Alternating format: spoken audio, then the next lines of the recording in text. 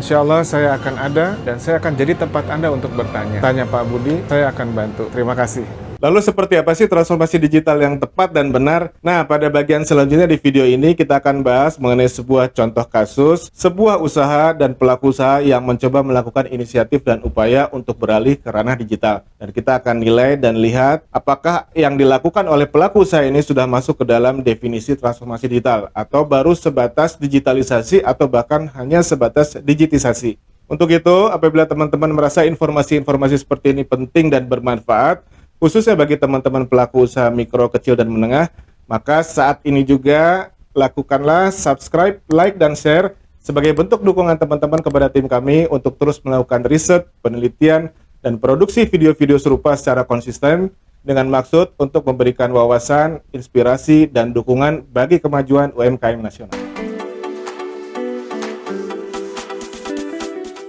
Pada bagian ini kami akan membacakan sebuah contoh kasus yang berisikan tentang gambaran dari inisiatif dan upaya-upaya yang dilakukan oleh sebuah usaha dan pelaku usaha di sektor UMKM juga, yang mana mereka mencoba untuk beralih ke ranah digital. Dan kita akan sama-sama lihat, kita akan sama-sama saksikan, dengarkan, dan tentukan apakah upaya-upaya yang telah dilakukan oleh pelaku usaha ini sudah masuk ke dalam definisi dan pengertian dari transformasi digital. Dan selanjutnya, nama toko, nama pelaku usaha, dan nama pemilik maupun pengelolanya itu sengaja kami tidak sampaikan dengan tujuan untuk menjaga privasi dari usaha tersebut. Mari kita sama-sama simak dan kita sama-sama tentukan apakah usaha dan upaya ini termasuk ke dalam definisi Go Digital dan transformasi digital.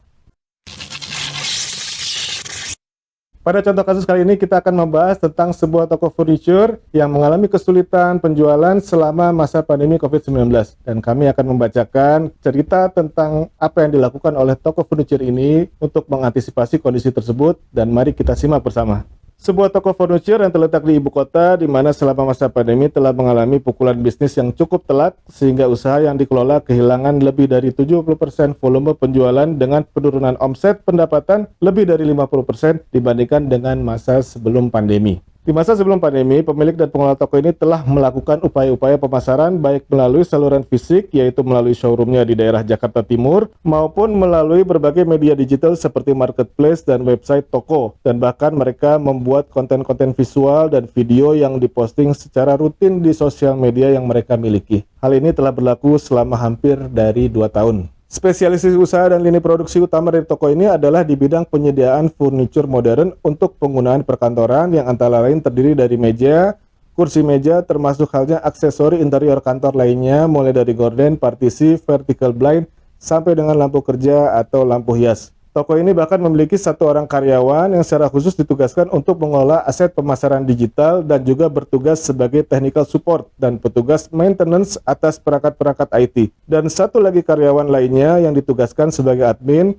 sebagai content creator, dan juga sebagai agent customer service dari saluran pemasaran digital yang dimiliki oleh toko tersebut.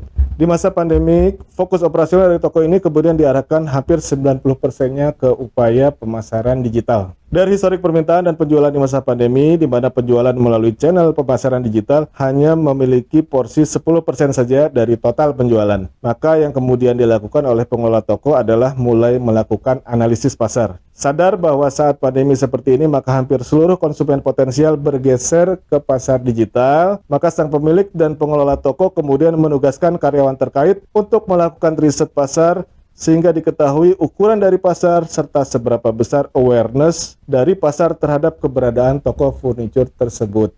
Lebih lanjut, dilakukan juga riset terhadap mesin pencarian informasi digital di mana dilihat topik apa saja yang menjadi tren saat ini yang tentunya berkaitan dengan bisnis dari toko furniture tersebut. Singkat cerita, diperoleh kesimpulan antara lain yang pertama adalah bahwa pangsa pasar furniture di masa pandemik ternyata masih cukup besar.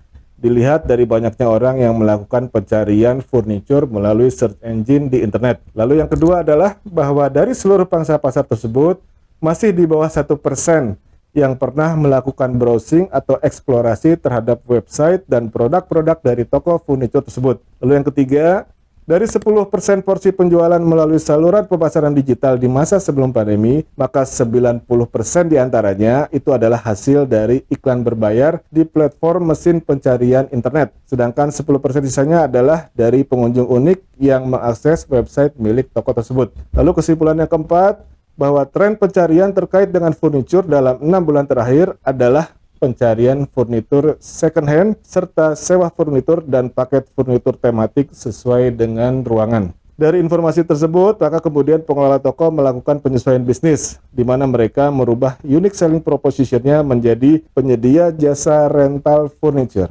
Lini produk toko ini tentu saja kemudian berubah, di mana mulai dirancang dan diluncurkan produk-produk tematik dalam bentuk paket furniture untuk interior komplit, seperti furniture untuk ruang rapat, ruang tamu, pantry, sampai dengan paket furniture untuk ruang kerja direksi. Dari sini kemudian berbagai penyesuaian juga dilakukan, khususnya terkait dengan aset-aset pemasaran digital, prosedur kerja dari karyawan toko, juga merubah target toko dari penjualan unit menjadi jumlah unit tersewa.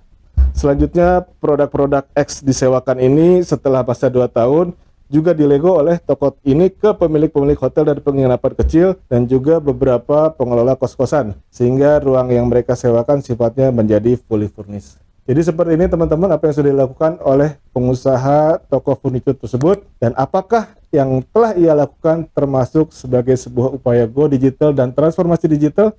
Mari kita jawab sama-sama setelah yang satu ini.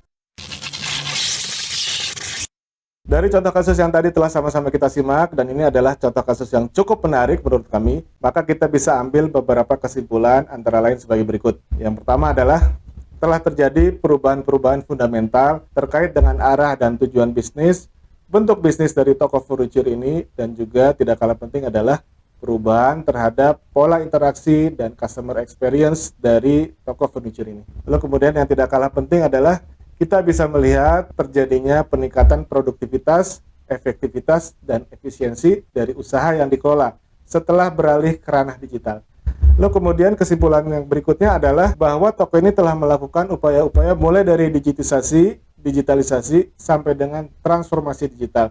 Nah, upaya digitalisasi seperti apa yang dimaksud? Yang pertama adalah mereka merubah data dan informasi yang terkait dengan pelanggan dan transaksi dengan pelanggan menjadi data-data digital. Lalu yang kedua adalah terkait dengan digitalisasi, di mana mereka telah memanfaatkan hasil-hasil digitisasi yang dilakukan sebelumnya, sehingga mereka bisa mendapatkan insight, wawasan, dan informasi-informasi baru untuk menentukan arah dan tujuan bisnisnya ke depan. Dan yang ketiga, yang terakhir adalah transformasi digital yang mereka lakukan, itu diawali dengan melakukan review dan assessment terhadap kondisi bisnis mereka existing, yang kemudian dilengkapi dengan riset dan penelitian tentang tren kebutuhan dari market dan pasar pada saat itu, sehingga kemudian mereka bisa memutuskan arah dan tujuan serta skema operasional yang baru dan berbeda sama sekali dengan apa yang mereka lakukan sebelumnya. Nah, ini kita bisa lihat bagaimana usaha dan pelaku usaha dari furniture ini telah melakukan pemanfaatan teknologi digital dalam skala dan jumlah yang tepat dan proporsional. Sehingga kita bisa simpulkan bahwa transformasi digital itu bukan fokus kepada pemanfaatan teknologi digitalnya,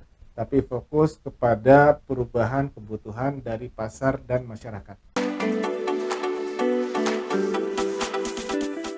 Kembali ke pernyataan yang pernah kami sampaikan di awal video ini, bahwa transformasi digital itu seharusnya fokus kepada perubahan dari kebutuhan manusia atau kebutuhan dari usaha yang kita kelola, dan tidak fokus dan hanya fokus kepada teknologi digitalnya. Dan apabila kita dalami pernyataan ini, maka perubahan kebutuhan manusia itulah yang sebenarnya memicu dan mendorong terjadinya perkembangan teknologi, inovasi, dan disrupsi. Ini terjadi bukan karena adanya teknologi baru yang menggantikan dan menghilangkan teknologi yang lama, tapi karena adanya perubahan dari kebutuhan manusia. Sehingga kebutuhan manusia yang baru itu memicu munculnya sebuah teknologi yang baru yang kemudian menggantikan teknologi yang lama. Kesimpulannya adalah bahwa teknologi itu adalah sebuah alat untuk mengaktifasi dan mempercepat serta menguatkan terjadinya proses pemenuhan terhadap perubahan kebutuhan dari manusia tersebut. Untuk lebih memudahkan kita dalam memahami pengertian-pengertian yang tadi sudah disampaikan, maka kami akan mengangkat sebuah contoh, yaitu digital payment. Nah, digital payment ini atau yang dikenal dengan istilah cashless payment atau pembayaran tanpa uang secara fisik, ini muncul karena adanya perubahan kebutuhan manusia atau tuntutan manusia untuk memperoleh kepraktisan, kemudahan, dan keamanan dalam proses bayar-membayar.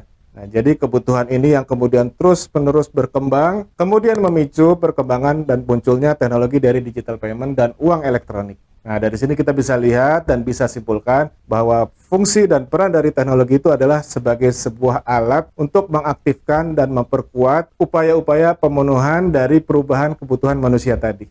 Sebagai penutup, tidak lupa kami rekomendasikan agar teman-teman juga menyaksikan video-video kami sebelumnya, khususnya di dalam seri video transformasi digital UMKM. Dan jangan lupa bahwa pada video selanjutnya kita akan bahas tentang mulai dari mana dan bagaimana caranya untuk melakukan go digital dan transformasi digital dengan benar. Nah, untuk itu, apabila teman-teman setuju bahwa video dan informasi-informasi seperti ini adalah penting dan bermanfaat untuk teman-teman pelaku usaha UMKM, maka segera lakukan subscribe, like, dan share sebagai bentuk dukungan kepada tim kami untuk terus melakukan riset, analisis, penelitian, dan produksi dari video-video serupa dengan tujuan untuk memajukan UMKM nasional. Sekian dari kami, terima kasih atas perhatiannya. Semoga bermanfaat untuk kita semua.